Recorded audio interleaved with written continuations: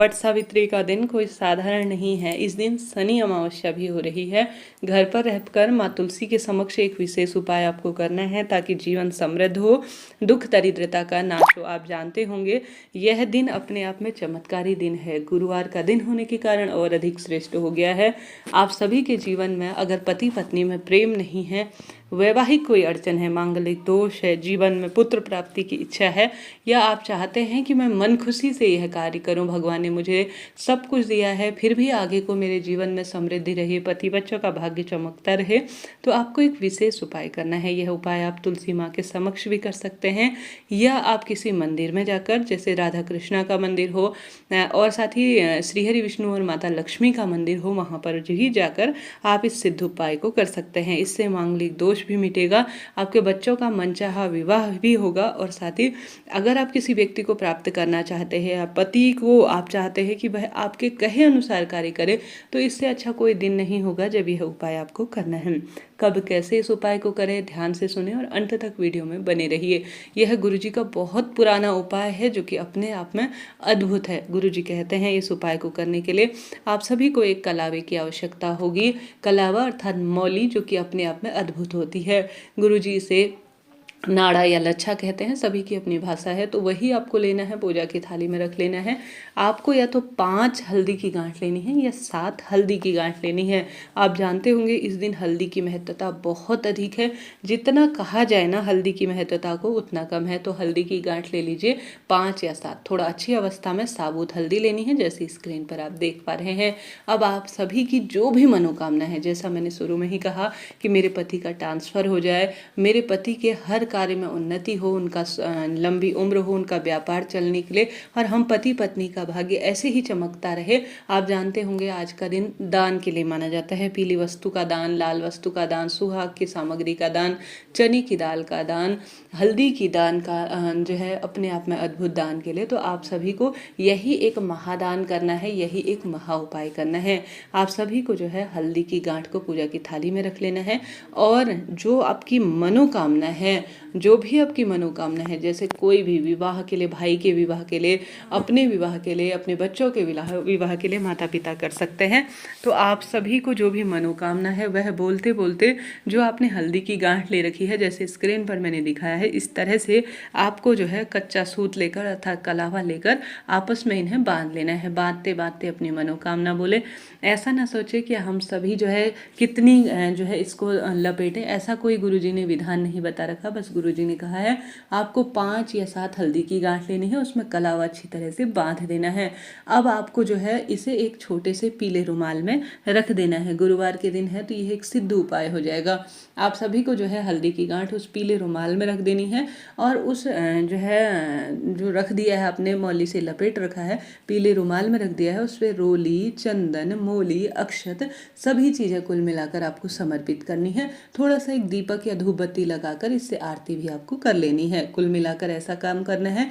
फिर आप सभी को इसे ले जाकर किसी भी राधा कृष्णा मंदिर, माता लक्ष्मी का मंदिर, कुल मिलाकर श्रीहरि विष्णु के जो स्वरूप के रूप में कहे गए हैं उन मंदिरों में जाकर, यह मंदिर काफ़ी दूर है तो आप सभी जो है तुलसी माँ में भी इसे रख सकते हैं, या पीपल देवता जो कि श्रीहरि विष्णु के वास के रूप में जाना जाता है वहाँ रख सकते हैं। नहीं तो किसी भी केले वृक्ष की जड़ में भी आप अपनी मनोकामना कहकर इस रुमाल को छोड़कर आ सकते हैं। अब जिस व्यक्ति को आवश्यकता होगी, जैसे आवश्यकता होगी, जिस स्वरूप में भी ले जाए, बस आपका काम है कि आप इस उपाय को कर दें। तो करके देखिएगा, पूरे दिन भर में आपको लाभ मिलेगा, इस बात की गारंटी है। गुरु जी ही नहीं, अन्य जो गुरुजन हैं बहुत अधिक, कौशिक जी महाराज इत्यादि भी इस उपाय को बताते हैं, और कई महिला पुरुष ने इस उपाय को किया होगा। इस उपाय से बच्चे जो है संतान प्राप्ति में और पुत्र प्राप्ति में, मनचाहे प्रेम में और हमेशा कार्य में उन्नति होगी, इस बात की गारंटी है। तो प्रथम उपाय आपको करना है शुभ तिथि में। दूसरे उपाय की बात कर लेते हैं। यह उपाय अपने पितृदोष को दूर करने के लिए करना है। कमेंट्स में जो भी प्रश्न हो पूछ लीजिएगा। हर हर महादेव, श्री शिवाय नमस्तुभ्यम लिखना न भूलें। तो आप सभी को आवश्यक रूप से आज सुबह जब आपको समय मिले ब्रह्म मुहूर्त में, जब यह बट अमावस्या है, इस दिन आपको यह कार्य कर लेना है। दिन भर में कर सकते हैं, घर पर ही तुलसी विराजमान है। गुरुजी कहते हैं पितृदोष के कारण भी कहीं ना कहीं कोई ना कोई विवाद की स्थिति, मानसिक शारीरिक पीड़ा रहती है परिवार में, रोग दोष संकट भी परिवार में रहते हैं। जीवन अगर कहीं ना कहीं से आपको बहुत अधिक परेशानियां जीवन में झेलने को मिल रही हैं, तो आपको काशी विश्वनाथ भगवान का नाम लेकर 5 या 7 बार, कितनी बार, 5 या 7 बार आपको गंगा जल, घर पर ही विराजमान तुलसी है उसकी जड़ में आप सभी एक छोटी सी कटोरी रख लीजिए। एक गोल बत्ती का या लंबी बत्ती का घी का दीपक भी तुलसी माँ में लगाया जा सकता है, आपको लगा देना है। तत्पश्चात आप सभी को एक छोटी कटोरी में, महिला पुरुष कोई भी घर का एक सदस्य करे कि मेरे घर से पितृदोष दूर हो, परिवार में खुशियाँ का आगमन हो, पितृ तृप्त हो, ऐसी प्रार्थना करते हुए अपने दाहिने हाथ में 5 या 7 बार आप सभी को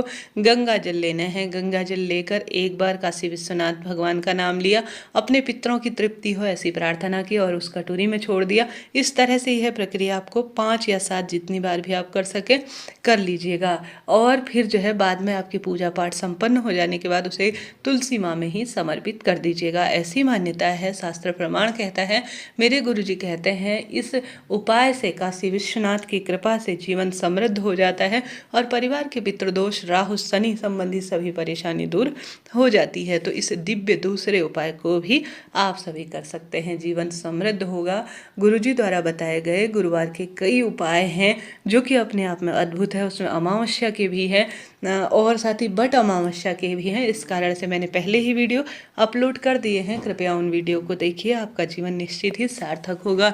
यह बट अमावस्या कोई साधारण अमावस्या नहीं है, यह चमत्कारी अमावस्या है। शनिवार का जो है कहने का अर्थ शनि देवता का दिन होने के कारण यह और अधिक श्रेष्ठ हो गया है।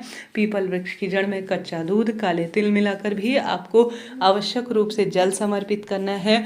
एक पितरों के नाम का आपको दीपक लगाना है पीपल वृक्ष की जड़ में। एक सरसों के तेल का, शनिदेव का नाम का भी लगा सकते हैं, इच्छा शक्ति आपकी है। साथ के साथ इस दिन आप जितना संभव हो अन्न का दान करें, जल का दान करें, वस्त्र का दान करें, जो आपकी इच्छा शक्ति सामर्थ्य हो उस अनुसार आप सभी दान कीजिएगा। अपने पितरों के नाम का शाम के समय अपने घर पर दक्षिण दिशा की ओर मुख करते हुए दीपक लगाएं, पीपल देवता में लगाएं। गुरुवार का दिन है, बृहस्पतिवार का दिन है, तो केले वृक्ष की जड़ में दीप लगाएं। जितना आपसे संभव हो प्रभु का स्मरण करें, बृहस्पतिश्वर महादेव का नाम लेकर आप सभी को आवश्यक रूप से जो शिवलिंग है उसमें आपको जो है आवश्यक रूप से बृहस्पतिश्वर महादेव का नाम लेकर, केदारेश्वर महादेव का नाम लेकर चने की दाल समर्पित करनी है। गुरुजी कहते हैं गुड़ मिश्रित जल जो भी बृहस्पतिश्वर महादेव का नाम लेकर विशेष तौर पर जो शिवलिंग पर समर्पित कर देता है, चने की दाल समर्पित कर देता है, उसके भाग्य की रेखाएं स्वतः ही प्रबल हो जाती हैं। गुरुजी ने यह भी कहा है कि अपने घर के किसी भी बड़े सदस्य को बड़े कोई शुभ दिन होते हैं उस दिन चने की दाल एक कटोरी में भरकर, पीले कपड़े का दान, पीली बिंदी, चूड़ी, जो भी सुहाग सामग्री है सभी का दान करने से सौभाग्य में निश्चित ही वृद्धि होती है। हर हर महादेव।